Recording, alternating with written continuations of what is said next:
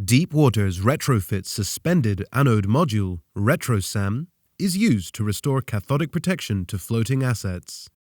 On this FPSO, the existing forward-impressed current cathodic protection system had failed, with the forward portion of submerged hull beginning to depolarize.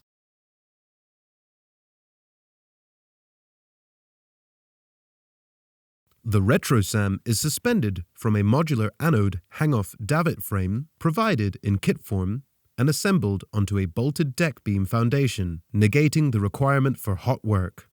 A modular recovery davit frame provides a safe working area for anode retrieval and deployment operations using a safety system of handrails and gates. The swivel and diverter sheaves deflect the high-strength tether onto the electrical winch system certified for hazardous areas. The RetroSAM can be safely recovered during adverse weather or for maintenance, avoiding over-the-side personnel operations.